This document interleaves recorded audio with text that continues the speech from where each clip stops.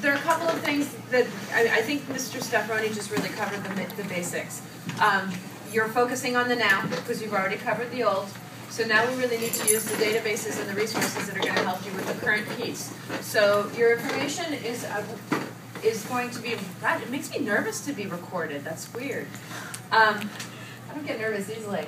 So I just added a block for you this morning to the annex. So you're the first one up on the list. So right now this is where you are. I don't see anything coming in next week, so you'll probably stay at the top of the list until after break.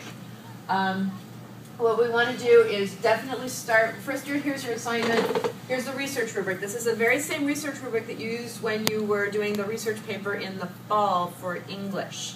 So you should know it. You should really know it at this point. And that's the same research that's going to guide you for this. This is an official research paper just like the one you had in the fall.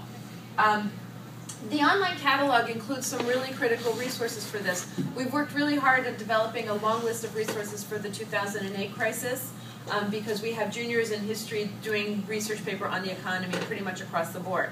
So Mr. Stefani yesterday recommended Ben Bernanke's lectures. That's in the online catalog. So you can click on the link, yes, but there are also a whole bunch of other resources if you use the online catalog. This is just a smattering of some of the ebooks that are available in there. American Decades Primary Sources, which is probably better for you than American Decades. American Decades will give you a comprehensive overview. You understand the state of this economy, I'm pretty sure. You've been living with it for quite some time. So I don't think you need an overview of the economy as it is right now. I think what you need are really specific details that are going to help you to build an argument in your comparing the two economic crises. So I'm not sure that American Decades, which is kind of encyclopedic in nature, it's going to tell you, oh, well, let's find out about the economy nowadays. That's not going to be interesting. The primary sources one is going to be really critical because that's where you're going to get the specific documentation that's going to help you construct an argument. These two are going to be great, though.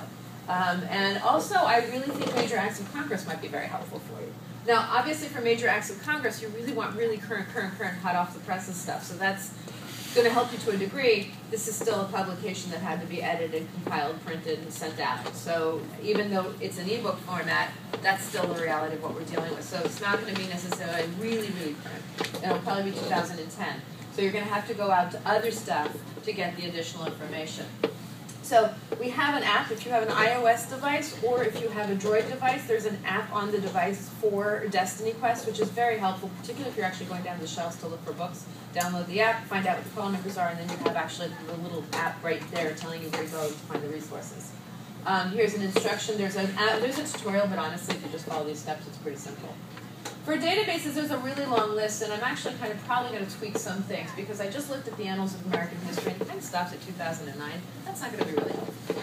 It's got basically Obama's inaugural address, which will be nice. So if you want that, it's in there. And it's got a couple pieces afterwards, and that's pretty much where it stops.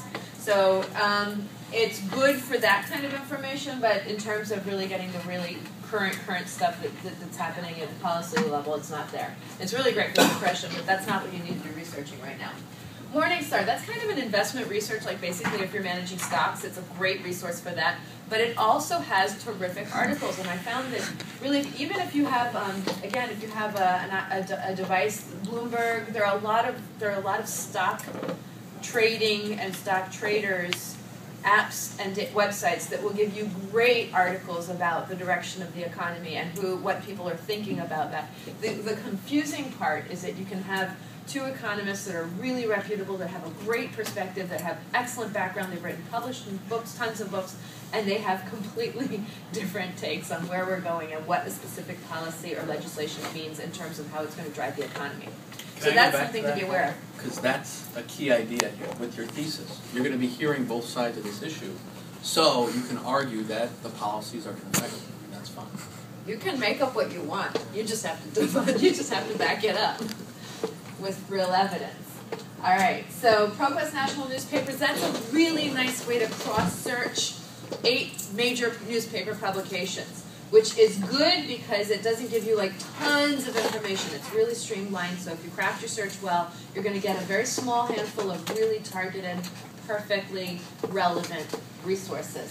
And it's nice because we have this lovely list of major news sources, and it does they are grouped as either conservative or as liberal, but sometimes when you go to the Wall Street Journal, you have to sign in, and now you have to sign in for the New York Times to get so many articles. So this is a really nice way to cross-search all of those things together.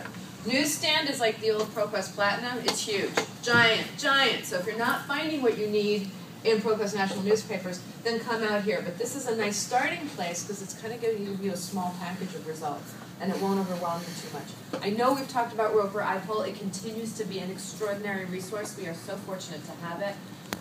It's a great way to measure how people feel about things, and that is really constructive in terms of building an argument, and that's part of what you're doing here. I don't need to tell you about ABC Clio. We have like off-the-charts circulation numbers for that database. I'll never understand it because it's really like a big giant encyclopedia. The more sophisticated resource is actually history and context. And you don't need, like I said, you don't need an encyclopedia for this. You really need to go out there and find stuff that's relevant to you.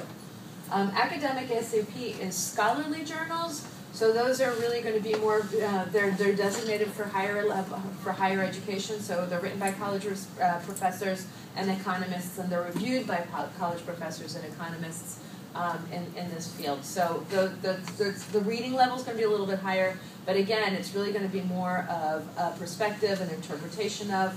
That's the kind of stuff that you need to do. If you do all your research in ABC Clio on this one, you're not going to be doing enough research. You're not going to get enough information. You're not going to be able to create the argument that you need to build.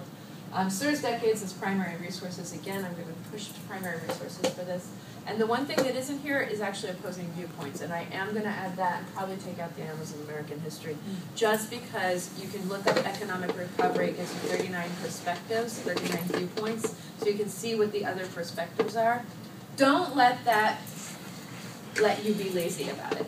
Formulate your own. Just because you see one and it makes sense to you doesn't mean that you can't formulate your own. You guys always tend to undersell your own ability to think for yourselves.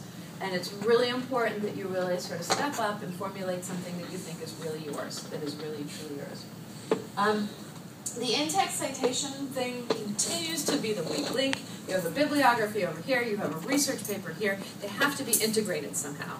And yeah, that #1 thing, I know that works for DBQs and it works for lit-based essays. It's not going to work for this paper. So you don't number your sources, you actually identify it in the citation. Very valuable 5 minutes of your time will be spent watching this. Really valuable 5 minutes of your time. I worked really hard on putting together the most concise explanation of how to do embedded citations.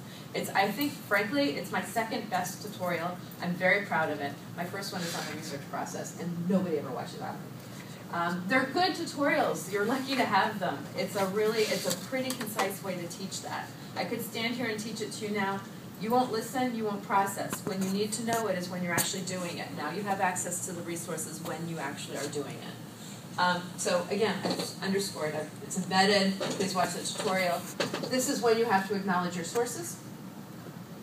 And I literally copied this out of the booklet that is in your planner, which is linked to this document up here somewhere. Quick guide. The library quick guide is here.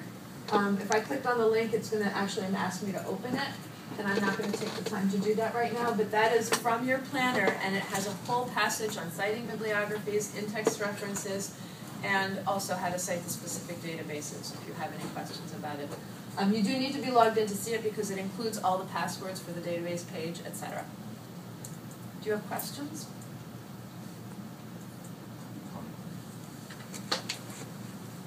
Yeah. Okay, you can Facebook message me. You can text the library. Do you guys know that?